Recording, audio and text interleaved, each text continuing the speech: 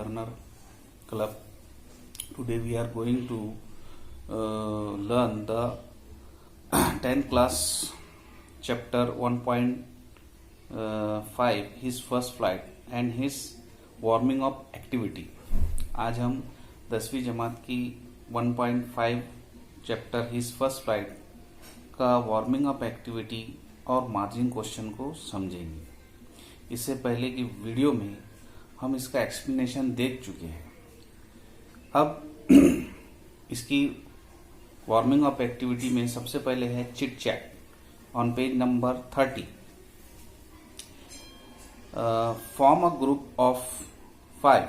Remember your past days and share with your friend about memories of your first day at school or your first attempt at cooking. इसका मतलब समझ लीजिए. ठीक है, chit chat के मायने होते हैं गुफ्तगू करना. बहरहाल हमेशा मैं बताते रहता हूँ इसका.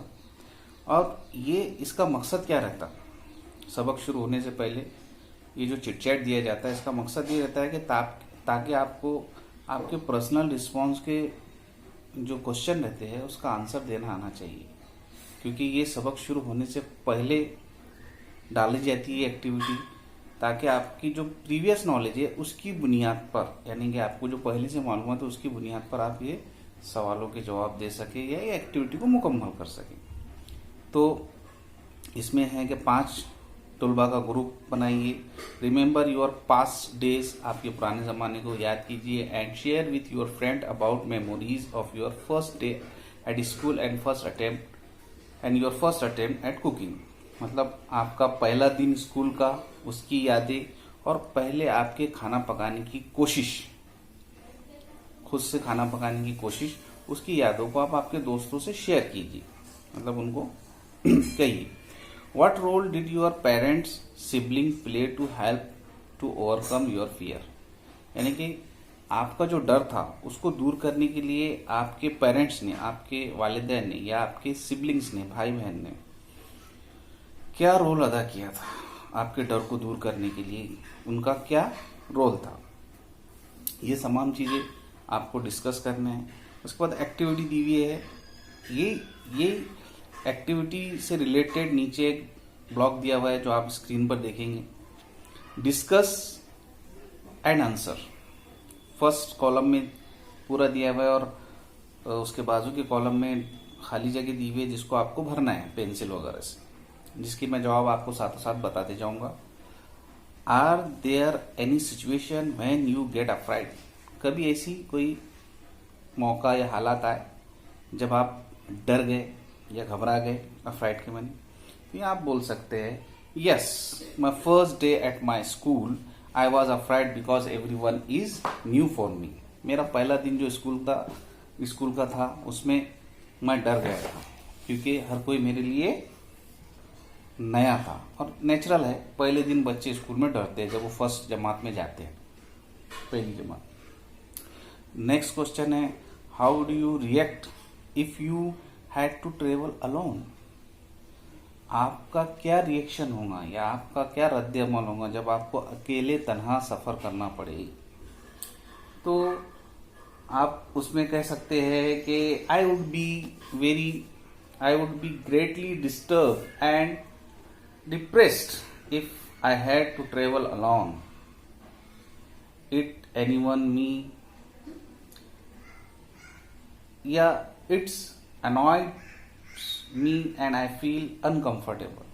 आप अनकंफर्टेबल फील करेंगे और आपको डिस्टर्ब और डिप्रेस होगा, आप थोड़े से डर महसूस करेंगे. या इसको आसान जुमलों में ये भी कह सकते हैं हम कि I feel afraid, take care of my luggage and don't talk to stranger.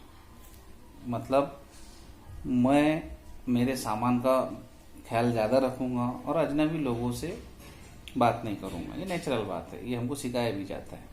और दूसरा है कि मुझे डर तो लगेगा ही. ठीक है. फिर third, how would you react if you had to stay alone at home? आपका क्या रद्द-ए-अमल होगा जब आपको घर को अकेला छोड़ा जाए. तो देखिए, अब इसमें आप लिख सकते हैं कि my home has consist of 8 room. It will be horrible experience for me if I stay home alone. मतलब मेरे घर में 8 कमरे हैं, अगर मैं उसमें अकेला रहता हूँ तो ये मेरे लिए बहुत हौलनाक खौफनाक मेरे लिए ये सिचुएशन होंगी, ये हालात होंगे। ये आपका रिएक्शन रहेगा। या फिर इसको और अगर बढ़ा के अपन कह सकते हैं कि I would B afraid of staying alone at home because uneasy endlessly think that something will be happen when I am alone at home. मतलब कोई भी ऐसी चीज हो सकती है जब मैं घर पर अकेला रहूं तो जो मुझे अनईजी और डरावनी महसूस हो। लास्ट है, what would you do if you where lost in a new city. ये अक्सर होता है, कभी कभी होता नहीं है, मतलब अगर ऐसा हो जाए तो हम फील करते हैं कि अगर आपको एक अजनबी शहर में या नए शहर में न्यू सिटी के अंदर गुम हो गए तो व्हाट वुड यू डू, आप क्या करेंगे। तो आप कह सकते हैं कि first I will try to recognise where I am. पहले तो मैं ये कोशिश करूंगा कि मैं कहाँ हूँ, उस नए शहर में मैं कहाँ हूँ।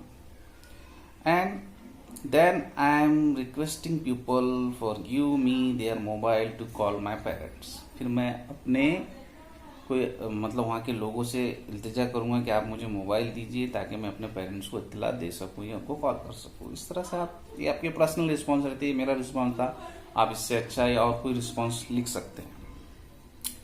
First and second, complete the following table. देखिए नीचे टेबल दिया हुआ है जिसमें आपको 3 कॉलम दिए हुए हैं। Idioms meaning your own sentence, यानी कि एडम्स दिए हुए हैं, उसकी मीनिंग दिए हुए है, और आपको खुद के सेंटेंस जो आपको सिर्फ 3 बनाने के एक एग्जाम्पल के तौर पर दिया हुआ है। एडम्स के मायने समझ लीजिए, एडम्स इंग्लिश में कहते हैं कहावतें या कहावत। एडम्स बोले तो कहावत, एडम बोले तो कहावत, और एडम्स बोले तो कहावतें या जरबुल मिसल भी बोलते हैं उसको अच्छी उर्दू में। तो जैसा बर्ड्स आई व्यूज, परिंदे की तरह आंख, शिकरे की आंख जिसको बोलते हैं अपन, या परिंदे की तरह आंख का व्यू, नजारा। परिंदा जैसा ऊपर से देखता है तो कोई चीज को ऊपर से देखना। उसकी मीनिंग है व्यू फ्रॉम समवेयर हाई, मतलब किसी चीज को ऊंचाई से देखना। अब इसका सेंटेंस नहीं दिया हुआ है लेकिन हम इसमें लिख सकते हैं, from the tower of my city I see the Akola, I see the Akola city from birds eye view, ऐसा भी लिख सकते हैं। समझ में आ रहा कि मैं अगर अकोला के टावर पर चढ़ के अकोला शहर को देखूं तो मुझे वो बर्ड्स आई व्यू की तरह नजर आएगा। या फिर उसके लिए लिख सकते हैं, we enjoy the bird's eye view from the top of mountain. Mountain, पहाड़ पर चढ़कर हम एंजॉय कर सकते हैं, नजारे का मजा ले सकते हैं बर्ड आई व्यू का, यानी कि परिंदे की तरह जो ऊंचाई से जो देखता है उस तरह का। सेकंड है as free as bird. As free as bird के मायने दिए हुए, इफ ही और शी इज केयर फ्री, मतलब वो कोई भी एक केयर फ्री है, मतलब उसको कोई चीज की फिक्र नहीं, जिस तरह से परिंदा आजाद होता है। तो इसमें इसकी मीनिंग दिया हुआ है, after finishing her exam she will be as free as bird. उसके एग्जाम खत्म होने के बाद उसने परिंदे की तरह अपने आप को आजाद महसूस किया। ईगल साइज, ईगल साइज का मतलब दिया हुआ है his ability to observe something closely, यानी कि कोई भी चीज को परखने की, नजदीक से परखने की उसकी काबिलियत। His ability to observe something closely, इसके मतलब दिया हुआ है कि जैसा हम कह सकते हैं, the detective was watching every move of thief with his eagle eyes. जो जासूस रहता है तो वो चोर का हर मोमेंट को, हर हरकत को परिंदे ईगल की तरह, ईगल आइज मतलब जो बाज की आंख की तरह उस पर नजर रखता है। ईगल्स के माने होते हैं बाज, जिसकी आंख बड़ी तेज रहती, काफी दूर से वो अपने शिकार पर झपट पड़ता है नजर रखकर। तो इधर अब देखिए फोर्थ, स्पीड वंस विंग्स, इसके माने हैं to try to work on things independently.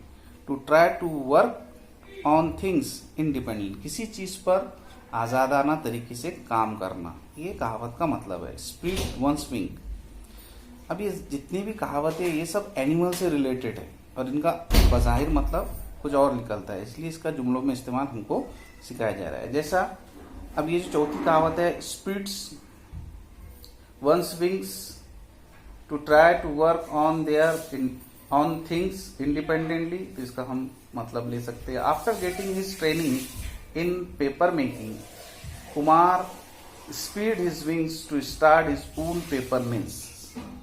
एक बार सुन लीजिए सेंटेंस को और इसका मतलब भी समझा दूंगा मैं। After getting his training in paper making, Kumar spread his wings to start his own paper mills, मतलब उसकी पेपर बनाने की ट्रेनिंग होने के बाद, यानी कि कुमार की पेपर बनाने की ट्रेनिंग होने के बाद उसने खुद का पेपर मिल एक आज़ादाना तौर पर शुरू की। ठीक है, अब इसके बाद एक नीचे एक्टिविटी दी हुई है, find more such items using the following keywords. नीचे जो कीवर्ड्स दिए हुए हैं उसके जरिए आपको और थोड़े से आइटम्स तैयार करने हैं या खोजने हैं।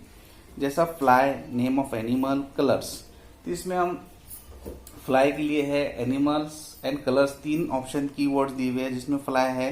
जैसा अब विथ फ्लाइंग कलर्स, ये विथ फ्लाइंग कलर्स मतलब उड़ते हुए रंगों के साथ, इसमें बन जाएंगे with flying colours, a fly in amber, a fly on the wall, ये 2-3 इसमें बन जाएंगे। अब इसमें apply at somebody, fly into a rain, temper, ये सारी कहावतें हैं। इनके मतलब आप गुड डिक्शनरी से देख सकते हैं, क्योंकि सबका मतलब एक साथ बताना इस छोटी सी वीडियो में मुमकिन नहीं, क्योंकि इसका सेकंड पार्ट बनाएंगे हम मार्जिन क्वेश्चन के लिए। ये वीडियो काफ़ी तवील हो जाती है तो अपलोड करने के लिए तकलीफ होती है। फिर है एनिमल्स, द लॉयन शेयर, और उसके बाद में है एनिमल्स में अपन लॉयंस को भी ले सकते हैं। बिजी एज बी यानी कि जो मधुमक्खी, वॉचिंग लाइक अ हॉक, इसके बाद कलर में हम ले सकते हैं अ golden opportunity, black and white, या फिर ले सकते हैं कैच रेड हैंडेड, यानी कि कीवर्ड क्या है कलर है, लेकिन इस पर कहावत क्या है, कैच रेड हैंडेड, मतलब किसी को रंगे हाथ पकड़ना, कैच रेड हैंडेड कहा जाता है इंग्लिश के अंदर। इस तरह से इसकी वार्मिंग अप एक्टिविटी होगी। मार्जिन क्वेश्चन के लिए हमें इसका नेक्स्ट पार्ट देखना पड़ेगा। इसके लिए आज के लिए इतना ही काफ़ी है। नेक्स्ट पार्ट के लिए हमारी यूट्यूब चैनल पर भी आप देख सकते हैं, और इसकी बहुत जल्दी इसका वीडियो बना के डाल दिया जाएगा। तो आप इसको अच्छे से, उम्मीद करता हूँ कि आप इसको अच्छे से समझ गए होंगे। शुक्रिया।